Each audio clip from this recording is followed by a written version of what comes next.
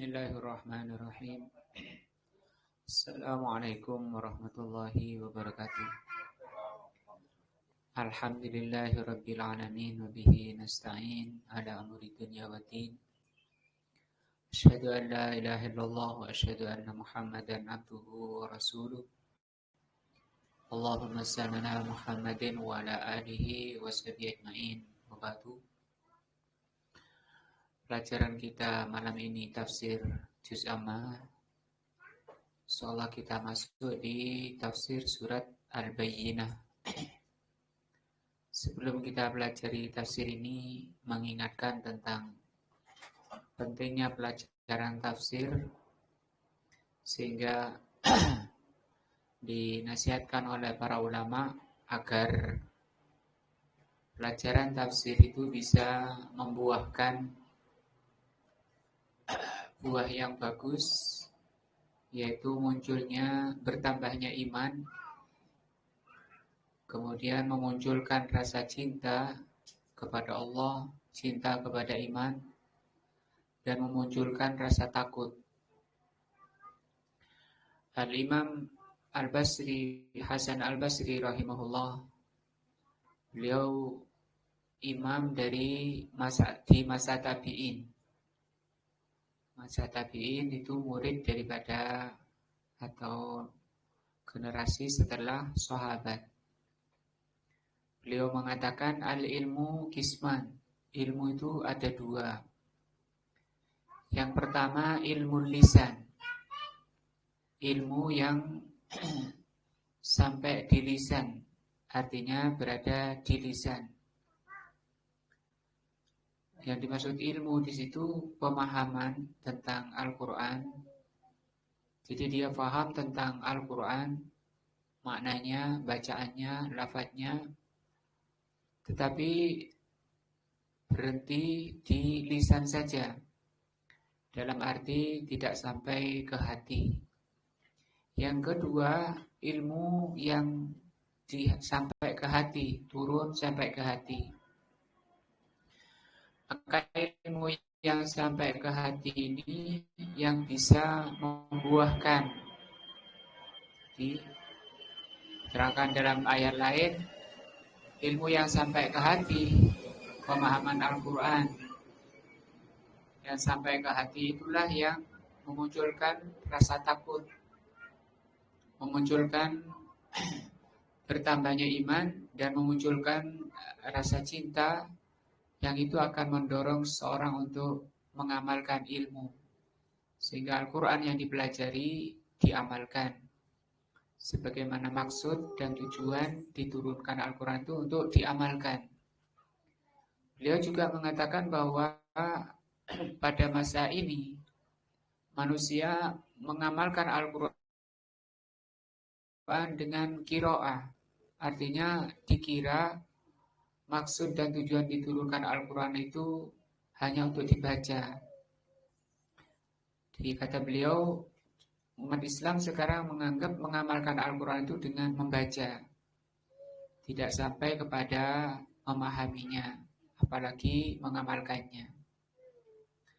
Sampai-sampai pada masa beliau, radhiyallahu an, rahimahullah, Hasan Al-Basri, ada orang yang hafal Al-Quran, mengatakan kepada beliau, saya hafal Al-Quran dari Al-Fatihah sampai An-Nas itu tanpa salah walaupun satu huruf. Tidak ada yang salah, tidak ada yang jatuh. Tapi dikatakan oleh beliau, itu semua sudah jatuh semua. Apa yang kamu hafal itu jatuh. Karena itu hanya sampai di lisan. Rasulullah SAW juga mencela dalam beberapa hadis orang yang ilmunya hanya sampai di lisan. Ilmu lisan, ilmu yang sampai di lisan, ilmu yang tidak bermanfaat. Suatu ketika ada tokoh Khawarij, tokoh teroris yang bernama Dzulhuwaisirah. Orang ini mendadak ketika Rasulullah selesai perang Hunain, Rasulullah memberi hadiah yang banyak ke tokoh-tokoh kabilah yang masuk Islam. Dengan harta, dengan diberi ratusan unta. Sehingga itu menimbulkan kecemburuan di sebagian orang-orang yang lemah imannya, diantaranya Dzul Huwaisirah. Sahabat Muhajirin dan Ansor tidak diberi seperti Rasulullah membagi kepada tokoh-tokoh kabilah yang baru masuk Islam. Maksud Nabi untuk mengikat hatinya, yang disebut dengan ta'liful qulub. Tapi orang ini yang bernama Dzul Huwaisirah ini malah membuat fitnah, mengacau. Dia keliling ke orang-orang di kalangan sahabat. Dia mengatakan Muhammad ini tidak adil. Tidak cukup itu, Dzul Huwaisirah mendatangi Rasulullah SAW dan mengatakan, Ya Muhammad, tidak memanggil Rasul, Ya Muhammad, i'dil. Wahai Muhammad, berbuat adillah, innaka la ta'dil, kau ini tidak adil. Maka Rasul menjawab, Waihaka, celaka engkau, siapa yang bisa adil di dunia ini kalau Rasul Allah sudah tidak bisa adil. Maka Umar berdiri minta izin pada Rasul untuk memenggal leher orang ini, lehernya Dzul Huwaisirah. Tapi dilarang oleh Nabi agar manusia tidak mengatakan Rasul telah membunuh sahabatnya. Maka Rasul mengatakan, saya ruju min hada, min di'i hada. Akan keluar dari orang ini, qaumun, suatu kaum. Yaqra'unal Qur'an la yujawizu hanajirahum. Yang membaca Al-Quran, pandai membaca Al-Quran, yang tidak melampaui kerongkongannya. Dzul Huwaisirah ini juga begitu banyak baca Quran sampai jarang tidur. Bukan hanya dainya yang hitam, sampai telapak tangannya dan lutut-lututnya hitam karena banyaknya sujud. Dari ini hadis ini mengandung celaan ketika Rasul mengatakan dia membaca Al-Quran tapi tidak melampaui kerongkongannya. Yang kata Hasan Al-Basri tadi disebut dengan ilmu lisan. Tidak masuk ke hatinya. Maka ilmu yang masuk ke hati itu yang bermanfaat dan itu benar-benar taufik dan hidayah dari Allah. Nah, maka Al-Quran itu ketika kita membaca, sebentar lagi kita akan bahas satu ayat misalnya. Kata Rasul SAW itu dua kemungkinannya. Hujjatun laka au alaika. Al-Quran itu bisa menjadi hujjah bagimu. Hujjah bagimu maksudnya dalil.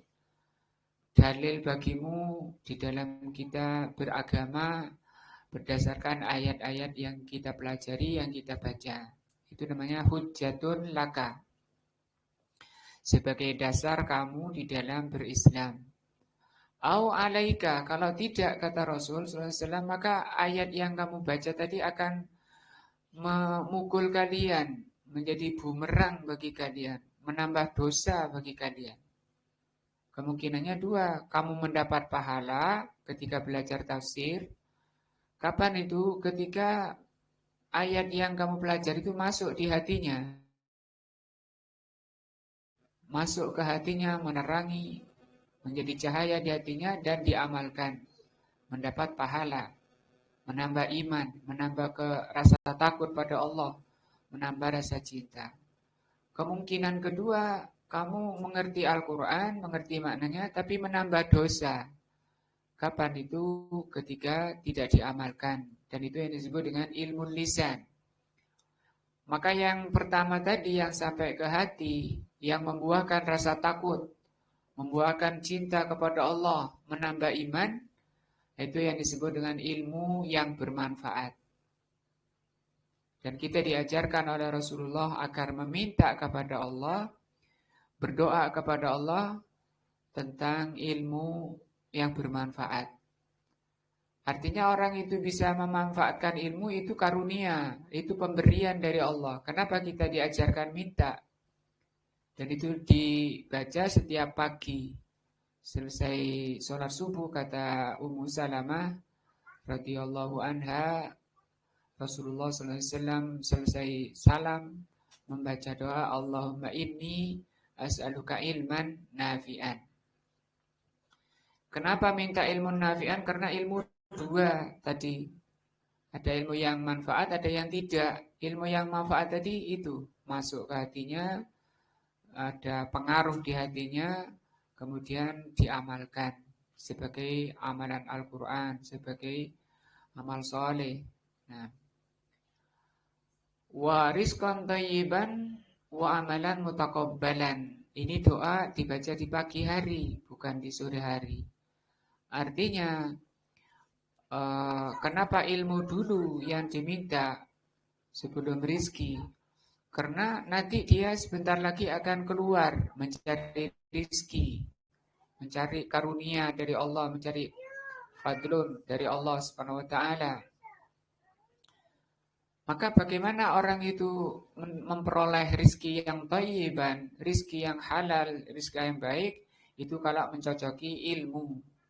Artinya ilmunya itu yang akan membimbing, ilmunya yang akan nanti mengarahkan bagaimana cara mendapatkan rizki yang thayyiban.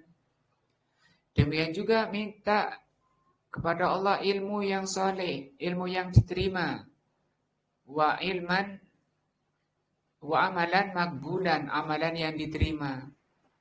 Nah, itu bagaimana amalan yang diterima yang mencocoki ilmu, dan semua tiga perkara ini orang bisa melakukan ini itu karena apabila diberi oleh Allah yang disebut dengan taufik, yang disebut dengan hidayah, yang disebut dengan rahmat. Maka apabila dalam seharinya orang itu, artinya juga dari hadis tadi, dari doa tadi, itu mengandung perintah agar setiap hari kita menambah ilmu. Menambah ilmu supaya bimbingannya banyak, hidayahnya banyak. Dan dengan itu akan menjadikan nilai sehari itu, ilmunya manfaat, rizkinya baik, amalannya diterima sehari itu. Besok pagi berdoa lagi, sehingga Rasulullah membaca setiap pagi. Karena memang rizki yang hari ini bukan yang kemarin, dan bukan yang besok. Hari ini rizkinya baik, belum tentu yang besok. Makanya diajarkan berdoa setiap pagi. Pak Sugeng hafal? Hafal sekali, insyaallah ini ma'ruf sekali. Allahumma inni as'aluka ilman nafi'an wa rizqan thayyiban wa amalan mutaqabbalan. Juga kata Ibnu Abbas radhiyallahu anhu, ilmu Al-Quran, kalau ilmunya itu sampai ke hati, maka dia akan memunculkan hadafal ilmu al-amal, kata beliau. Hadafal ilmu al-amal itu maksudnya ilmu. Kalau sampai di hati itu akan mengundang. Hatafa sendiri karena telepon. Jadi ilmu yang baik itu menelpon hatinya untuk beramal. Nah, artinya ilmu yang bermanfaat itu akan mengundang, akan mendorong orangnya untuk beramal. Itu kalau ilmunya sampai di hati. Maka kita memohon kepada Allah setiap paginya ilman nafi'an. Juga dalam hadis lain Rasulullah bersabda, juga bentuk doa, Allahumma anfa'ni bima 'allamtani. Ya Allah, berilah kemanfaatan padaku apa yang Engkau ajarkan. Wa 'allimni, dan ajarilah saya, ajaril kami, ma yanfa'uni, ilmu yang memberi manfaat pada kami. Allahumma rzuq ma yanfa'uni bihi. Ya Allah, berilah rizki sesuatu yang bermanfaat pada kami. Itu juga menguatkan doa tadi. Bismillahirrahmanirrahim. Kita kembali ke tafsirnya Al-Bayyinah. Semoga ini menjadi ilmu yang bermanfaat. Dari itu para ulama menasihatkan kalau baca ayat jangan sekedar lewat begitu saja lafadznya, bacaannya di mulut, tidak turun ke hati. Tapi pusatkan pikirannya, satukan hatinya. Karena ini termasuk ibadah, mengaji, membaca ayat itu termasuk ibadah. Sementara ibadah itu akan dikatakan ibadah kalau nyatu antara pikiran, antara lisan, antara ucapan dan hatinya. Sama dengan sholat juga. Sholat itu bermanfaat kalau nyatu antara pikiran dan sholatnya dan fisiknya dan badannya. Nah, lam yakunil ladzina kafaru min ahlil kitabi. Tidaklah orang-orang kafir dari ahli kitab wal musyrikin dan orang-orang musyrikin munfakkina, mereka tidak mau munfakkin. Munfakkin itu meninggalkan atau melepas. Melepas apa? Melepas ajaran Taurat, Injil. Kalau musyrikin melepas ajaran atau akidah-akidah, ibadah-ibadah yang mereka lakukan di masa kesyirikannya, itu mereka, kata Allah, tidak mau meninggalkan. Hatta ta'tiyahumul bayyinah, sampai datang kepada mereka al-bayyinah. Nah, ini ikrar mereka, artinya mereka siap meninggalkan itu kalau sudah jelas. Nah, bayyinah itu jelas. Dan seterusnya ada berapa ayat ini? Al-Bayyinah.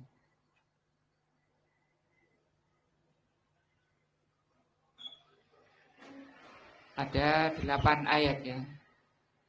Dari kalimat khasyya rabbah.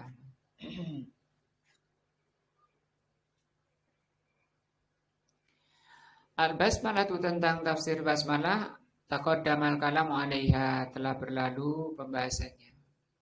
Yaqulullahu azza wa jalla, Allah berfirman, lam yakunil ladzina kafaru min ahlil kitabi wal musyrikin munfakkin. Orang-orang kafir dari ahli kitab dan orang-orang musyrikin munfakkin, bersikukuh ya. Tidak mau melepas, tidak mau meninggalkan. Yakni maka al-kuffaru min ahlil kitab. Yang dimaksud ahlil kitab di sini wahum al-yahudu wan nasara. Orang Yahud dan Nasara itu ahli kitab. Jadi kalau di Al-Qur'an ada kata ahli kitab, itu yang dimaksud Yahudi, Nasrani. Mau bidzalika, kenapa orang Yahudi dan Nasrani disebut ahli kitab? Li'anna suhufahum bagiyat, karena kitab-kitab mereka masih ada. Ilaan bahasa Nabi sallallahu alaihi wasallam, bu'isan Nabi sallallahu alaihi wasallam, sampai diutusnya Rasul, di tangan-tangan Yahudi dan Nasrani itu masih pegang kitab-kitab. Sampai pernah dipegang Umar ya. Ketahuan Rasulullah SAW, kemudian dimarahi oleh Rasulullah. Apa yang di tanganmu itu ya Umar? Beliau katakan kitab Injil kayaknya, sepertinya. Dan Rasul memarahi, kalau sekiranya Musa turun sekarang, kemudian tidak mengikuti apa yang aku bawa, ladolala, pasti Umar itu akan sesat. Nah, jadi ketika Rasul diutus, di tangan-tangan ahli kitab itu masih ada kitab-kitab. Sehingga mereka disebut ahli kitab. Ma'ama fiha minat tahrif. Tetapi kitab-kitab mereka sudah tidak ori lagi. Karena terjadi tahrif di sana. Tahrif itu penyimpangan makna. Wat tabdil dan penggantian, tabdil artinya diganti-ganti.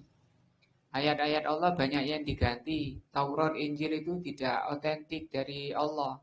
Sudah mereka rusak, mereka ganti. Wat taghyir dan sudah banyak perubahan-perubahan.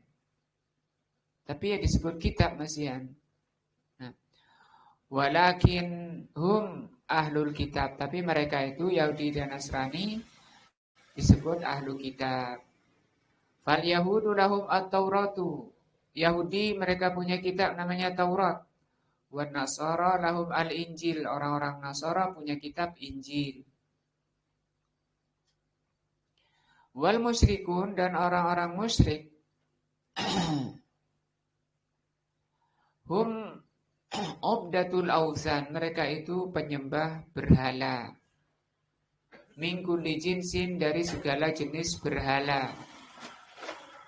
Min Bani Israel, baik dari kalangan Bani Israel. Bani Israel ini ya ada Yahudinya ya, ada Yahudi, ada Nasrani, ada musyriknya. Wa min ghairihim dan selainnya. Lam yakun haula'i, ini pelajarannya. Mereka itu tidak mau munfakin, ai tarikin, tidak mau meninggalkan. Limahum alaihi minasyirki wal kufri, dari ajaran kesyirikan dan ajaran kekufuran. Nah, bersikukuh kekeh di ajaran kesyirikan dan kekufuran. Hatta ta'tiyahum al-bayyinah, sampai mereka berjanji sampai datang kepada mereka al-bayyinah. Wal bayyinatu, apa itu bayyinah? Ma yubayyinu bihil haq, sesuatu yang menjelaskan kebenaran. Fi kulli syai'in, dalam segala sesuatu. Nah, fa kullu syai'in yubayyinu lahul haq fa innahu yusamma bayyinah. Maka segala sesuatu yang menerangkan kebenaran itu namanya bayyinah. Walihada qala Nabi sallallahu alaihi wasallam, dari itu Nabi mengatakan al-bayyinatu 'alal mudda'i. Al-bayyinah itu kejelasan itu bukti ya, bagi orang yang mengaku ini barang saya, mana buktinya, itu namanya mana bayyinahnya. Fakullu ma bana bihil haq, maka segala yang menerangkan, yang menjelaskan kebenaran, bahwa bayyinatun, itu namanya bayyinah. Ayat 1 ini ya Mas Yan. Wa yakunu fi kulli syai'in bihasbihi, segala sesuatu tergantung.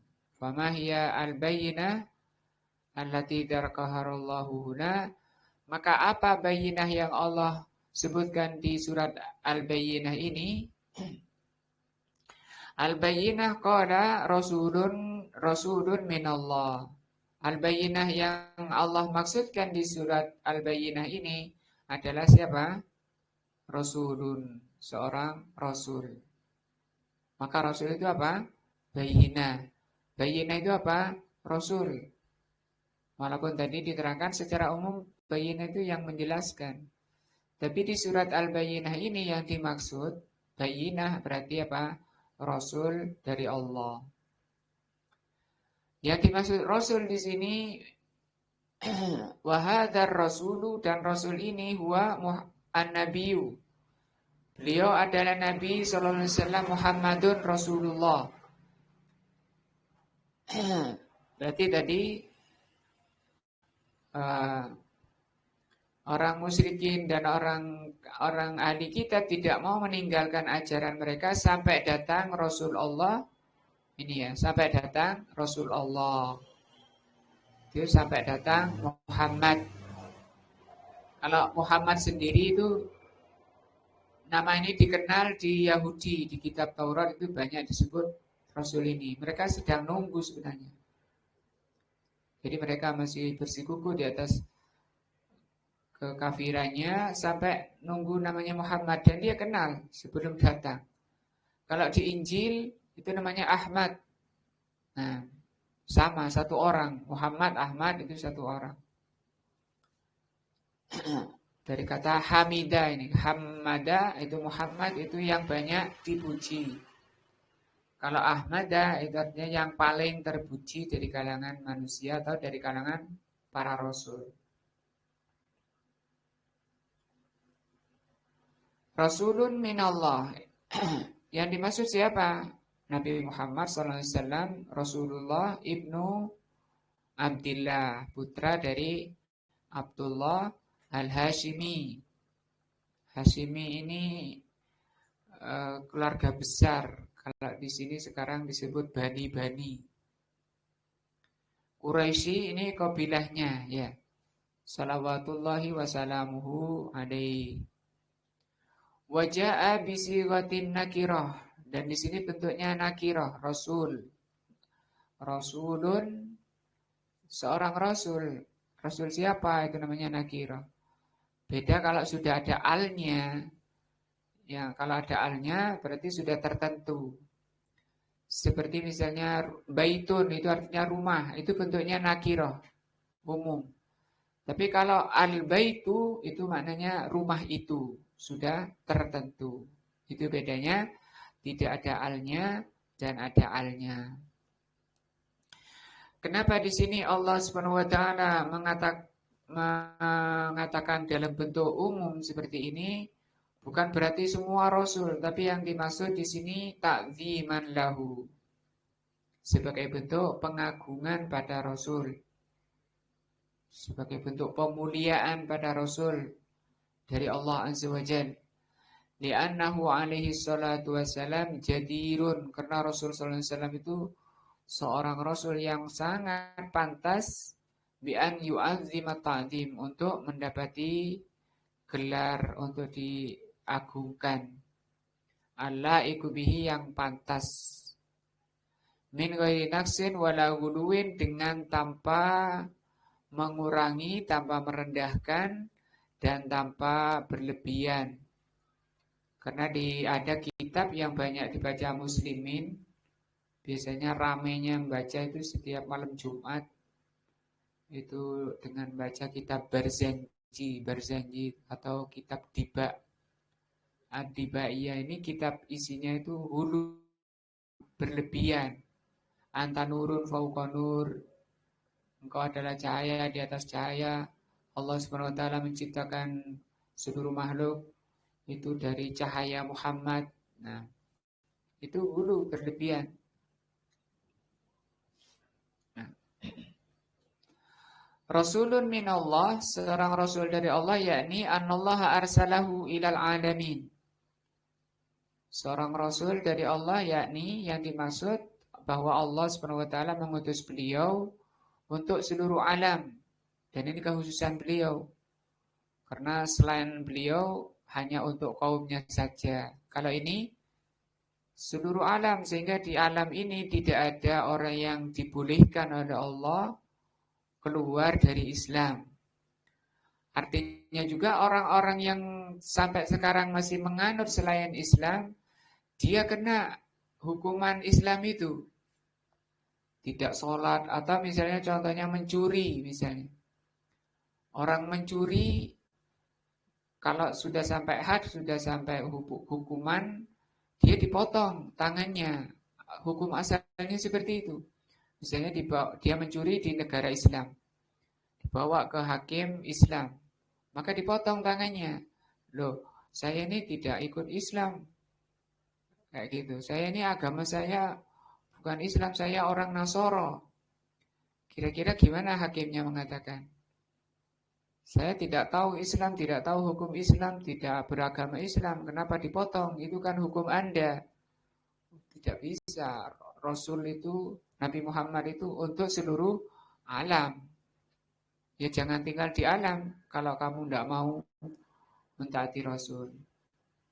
Nah, bahkan hukum-hukum secara rinci pun itu mengena kepada mereka. Nah, misalnya orang tidak sholat, apa hukumannya? Mereka juga nggak sholat. Apakah mereka kena zakat? Ya kena. Apakah mereka kena hukum puasa? Ya kena. Hukum puasa bukan hanya pada orang yang sudah mengatakan 2 kalimat syahadat saja. Mereka itu juga kena. Kenapa? Karena Rasul Muhammad itu apa? Rasul untuk seluruh alam. Oh, kalau gitu mereka ya wajib sholat ya. Iya, cuma sholatnya tidak ada gunanya. Sebelum apa? Mengucapkan dua kalimat syahadat. Nah, untuk apa Rasul Allah mengutus Rasul pada seluruh alam? Dan ini kekhususannya basyiran wa nadhiran, untuk beri kabar gembira para siapa yang beriman, bertakwa, menyambut seruan beliau, wa nadhiran, dan memberi peringatan barang siapa yang berpaling ancaman azab Allah. Akan diterangkan nanti di ayat ini, di surat Al-Bayyinah ini, orang-orang yang berpaling dari Rasulullah ini. Jadi Rasulullah, Bayyinah itu apa? Rasulullah. Nah, kalau Allah tabaraka wa ta'ala, Allah berfirman, wa arsalnaka linnasi rasulan. Di sini juga linnas, dan kami mengutus engkau Muhammad linnas. Apa? Untuk seluruh manusia. Untuk seluruh manusia, bukan untuk orang Arab saja. Oh, pakai cadar itu itu ajarannya orang Arab, itu untuk orang Arab saja. Tidak. Itu salah. Nah, itu budaya Arab misalnya. Ya dibedakan antara mana yang syariat dan yang bukan. Kalau seperti jubah itu memang budaya Arab, itu bukan syariat. Karena kalau pakaian itu dikembalikan kepada budaya masing-masing. Mau pakai model Indonesia atau mau pakai negara mana saja boleh kalau model pakaian. Ada di sini pakai kopiah Soekarno istilahnya ya. Kopiah Indonesia, tidak apa-apa, hukumnya boleh. Kalau kasaman kok jubahan, ya saya dalam rangka mencontoh Rasul, bukan mencontoh orang Arab. Orang Arab ada Abu Jahal juga, ya. Terlalu luas kalau cuma mencontoh orang Arab, itu kan budaya Arab, pakai surban misalnya. Di kepalanya dikasih ikat di bunder itu untuk nahan surbannya. Itu budaya. Dan di sana juga banyak debu, kalau kena angin ditutup wajahnya pakai itu supaya tidak kena angin, tidak kena debu. Itu budaya mereka, adat mereka, bukan apa? Sunnah. Kalau gitu pakai jubah itu sunnah apa bukan? Bukan. Kalau pakai surban, bukan. Nah, ya muslimin salah dikira kalau surbannya hijau, wah ini lebih utama dari yang masih putih misalnya. Nah, surbannya dicamplongkan di pundaknya. Jarang kita lihat dipakainya. Sementara Rasul itu bukan dicamplongkan di pundaknya. Kalau pakai Rasul, kalau pakai di mana? Ditutup di atas kepalanya. Kadang nggak pakai kopiah Rasul Sallallahu Alaihi Wasallam, kadang pakai kopiah dan di atasnya ada surbannya. Itu yang diajarkan oleh Rasulullah Sallallahu Alaihi Wasallam. Nah, banyak muslimin Indonesia ini tidak di atas kepalanya, malah dilempit, ditaruh di pundaknya. Ini sunnah. Wong yang niru Rasul saja bukan sunnah ya. Yang mencontoh Rasul itu bukan sunnah.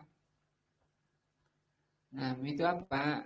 Budaya Arab. Nah, jadi di Islam itu dibedakan mana yang. Nah, sekarang kalau mencontoh Rasul kita pakai jubah, apakah mendapat pahala? Dapat. Karena Allah mengatakan laqad kana lakum fi Rasulillahi uswatun hasanah. Saya mau beli jubah dalam rangka apa? Mencontoh Rasul sallallahu alaihi wasallam. Wa qala tabaraka wa ta'ala tabarakalladzi maha barakah alladzi nazzala al-furqan, yang telah menurunkan al-furqan yaitu Al-Qur'an, ala abdihi kepada hambanya yaitu Nabi Muhammad, liyakunu atau liyakuna lil alamin nadhira, supaya memberi peringatan kepada seluruh alam. Jadi ini ayat, ada dua ayat beliau bawa. Kalau di sini untuk seluruh manusia, di sini seluruh alam. Jadi di alam ini apapun sukunya, apapun bangsanya, wajib hukumnya mengikuti apa yang dibawa oleh Rasulullah SAW. Fahuwa Rasulullah itu Muhammadun alaihi salatu wassalam mursalun. Beliau adalah mursal, orang yang diutus. Min indillah, dari membawa risalah dari Allah. Biwasitati Jibril, dengan perantaraan malaikat Jibril. Ini Rasul dari kalangan malaikat, namanya Jibril alaihi salatu wassalam. Lianna Jibril, karena malaikat Jibril huwa Rasulu Rabbil Alamin. Jibril ini Rasul Rabbul Alamin, utusan Allah Rabbul Alamin, ila rusulihi, kepada rasul-rasulnya. Muwakkali bil wahyi, beliau diberi amanah untuk menyampaikan wahyu. Yunazzilu bihi ala man yasha' min ibadihi, beliau turun menyampaikan apa yang dibawa, yang diperintahkan oleh Allah disampaikan kepada siapa yang dikehendaki dari hambanya. Itu selesai tentang tafsir ayat 1. Lam yakunil ladzina kafaru min ahlil kitabi wal musyrikina hatta ta'tiyahumul bayyinah. Nah, apa tadi? Lam yakunil ladzi, artinya orang-orang ahli kitab dan orang musyrikin tidak mau melepaskan, tidak mau meninggalkan apa yang ada pada mereka hatta ta'tiyahumul bayyinah, sampai datang kepada mereka Rasul yang sudah mereka tunggu sendiri, yang mereka tunggu. Artinya kalau musyrikin kalau musyrikin kan ada pada di ayat ini kan sudah disebut. Musyrikin itu tidak kenal sama Rasulullah Muhammad. Yang kenal siapa? Yahudi dan Nasrani. Tetapi yang mengikuti Rasul SAW malah siapa? Musyrikin. Musyrikin yang mengikuti. Orang Yahudi sedikit sekali. Nah, ahli kitab yang sudah kenal dan sudah disebutkan di kitabnya. Rasul yang mereka tunggu, malah mereka campakkan, mereka tinggal. Yang banyak ikut itu malah musyrikin. Orang terbaik dari Abu Bakar, As-Siddiq, semua sahabat rata-rata dari musyrikin asalnya. Nah, bukan dari ahli kitab. Padahal semestinya ya, kalau secara akal semestinya ahli kitab lah penyambut pertama, karena mereka sudah nunggu dan sudah kenal.